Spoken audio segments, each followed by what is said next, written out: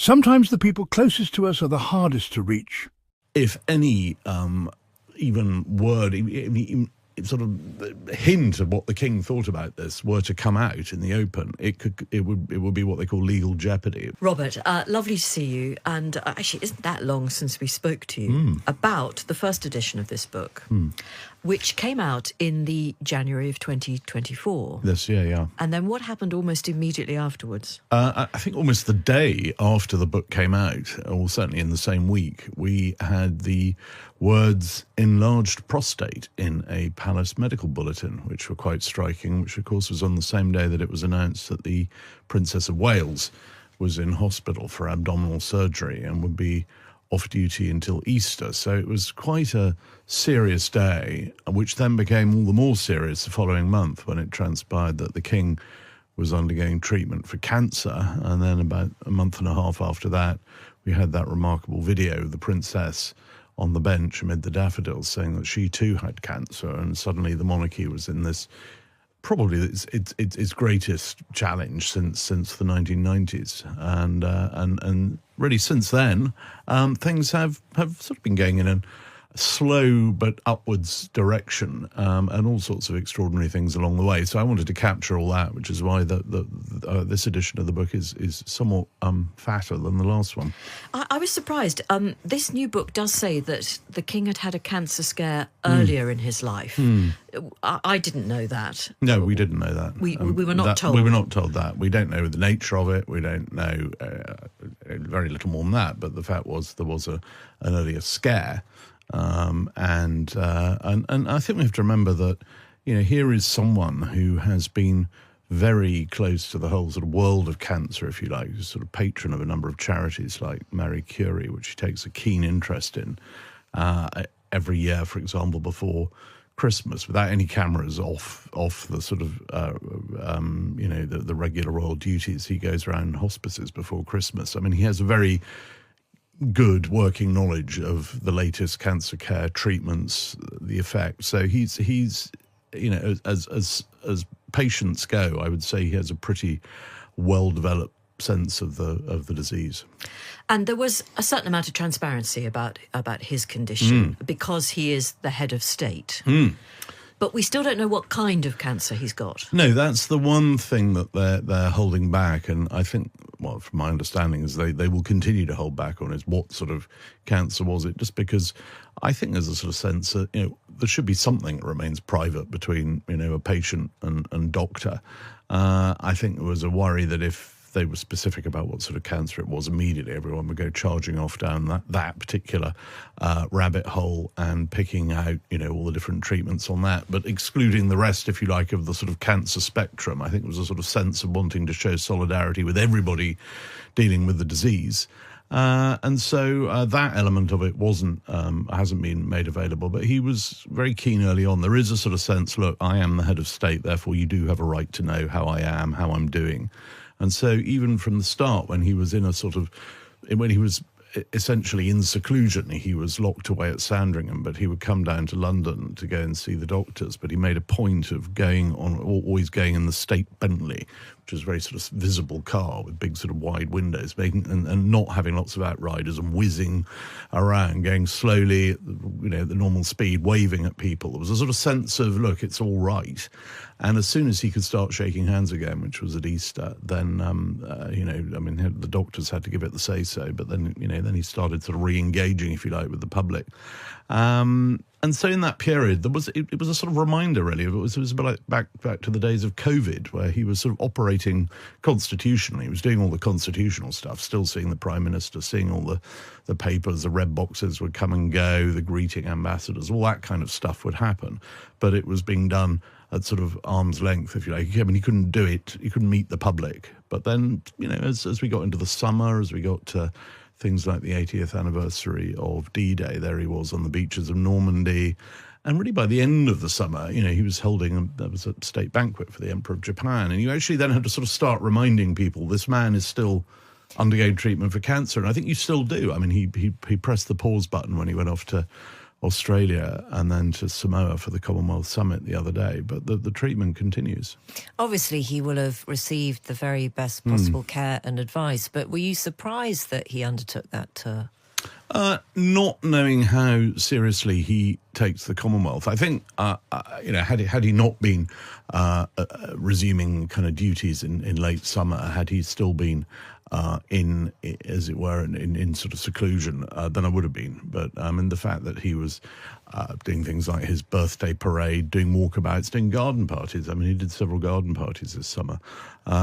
And everything's been sort of slightly altered. The garden party wouldn't be quite as long, or the state banquet wouldn't last quite as long. But the tour to Australia. Normally, any tour to Australia by a monarch would include New Zealand, but the doctor said, look, you can do one country, but you can't do two. So there've been little sort of concessions along the way, but throughout there's been a sense of trying to stick to business as usual with a few tweaks, but not pretending that there's been any great, that no one talks about cures or recoveries or anything like that. That he's still undergoing treatment.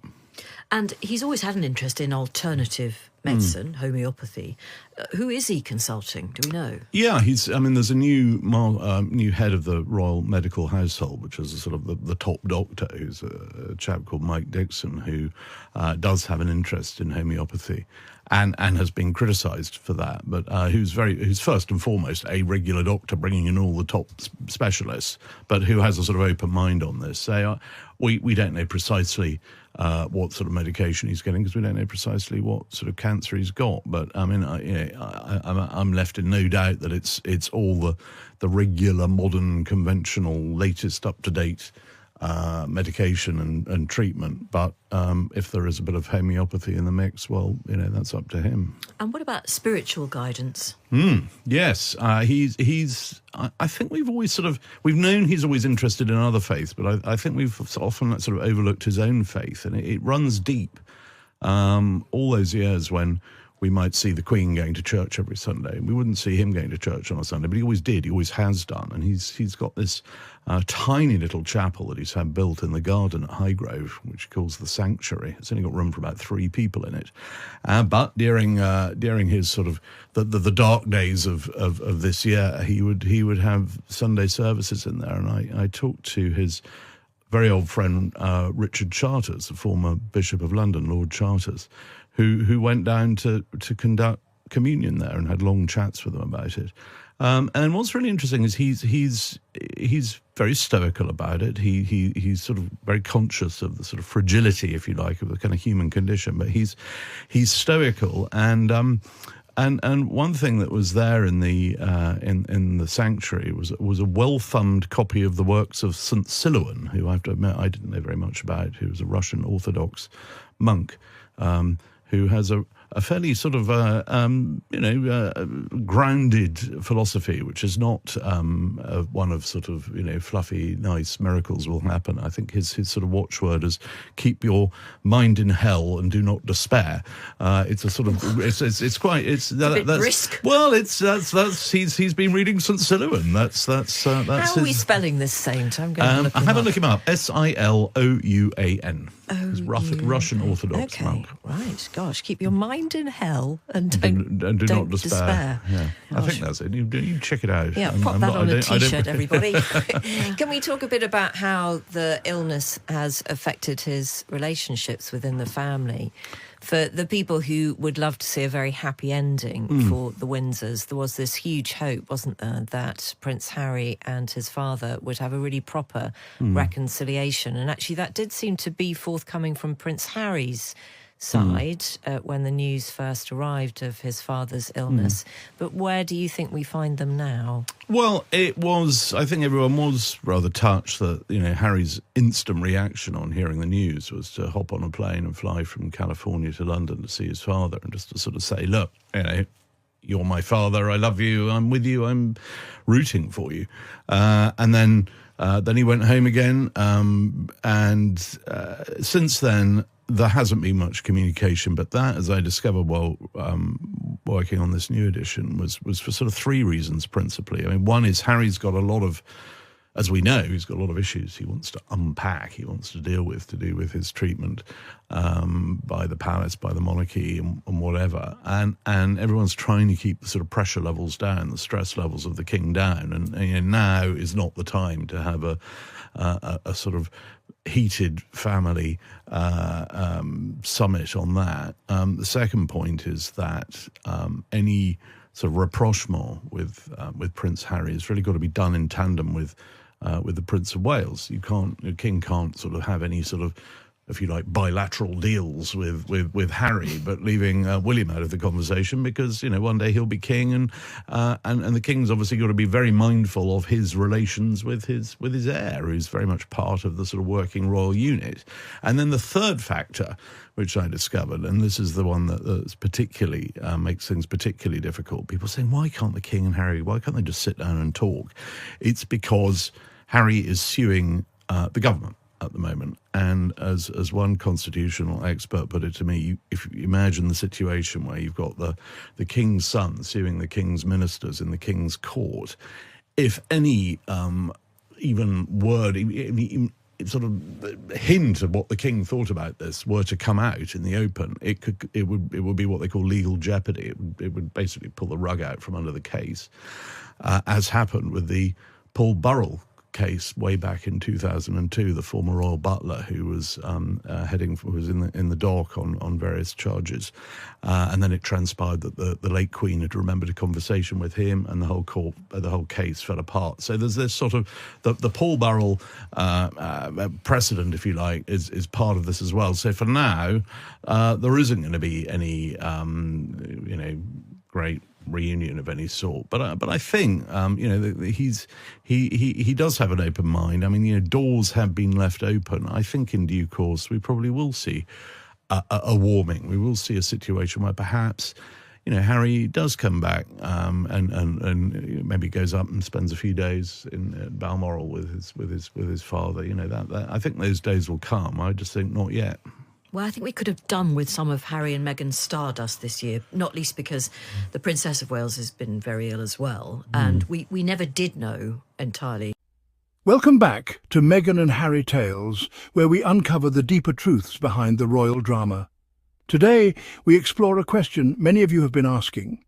Why can't Prince Harry and King Charles sit down and talk? Despite moments that suggest a glimmer of hope, the reality is far more complicated than it seems. Let's dive into the reasons behind this strained father-son dynamic. When the news of King Charles's illness first broke, Prince Harry's immediate reaction was to board a plane from California to London. This heartfelt gesture reminded us all of the unbreakable bond between a father and son. However, despite this moment of connection, meaningful dialogue between them remains elusive. Why, you might ask? The reasons are far more intricate than they appear. Prince Harry has long expressed his frustrations over how he was treated by the institution of the monarchy. His grievances, concerning the palace's lack of protection for him and Meghan, among other issues, remain unresolved. At the same time, the palace is striving to minimize King Charles's stress, given his health concerns. This is hardly the climate for an emotional and potentially contentious family summit. Any reconciliation with Harry cannot happen without involving Prince William.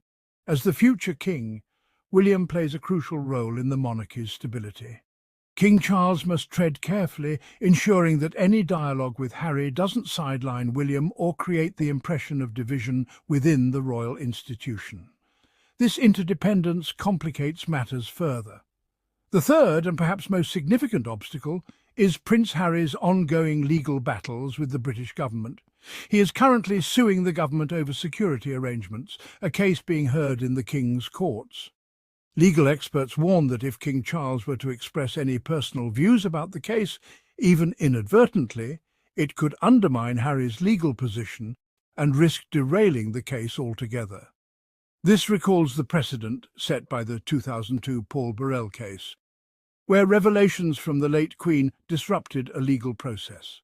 The royal family simply cannot afford a repeat of such a scenario. So, for now, the prospect of King Charles and Prince Harry sitting down to talk remains a distant dream.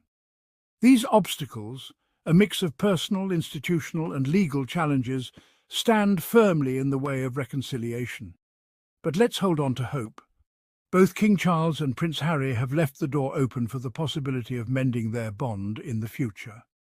Perhaps one day, when the time is right, we'll witness the reunion that so many wish for. If you've enjoyed this discussion and want to support the channel, consider using the super thanks. Your support helps us bring you more in-depth analyses and insights into the lives of Harry, Meghan, and the royal family. Thank you for watching Meghan and Harry Tales.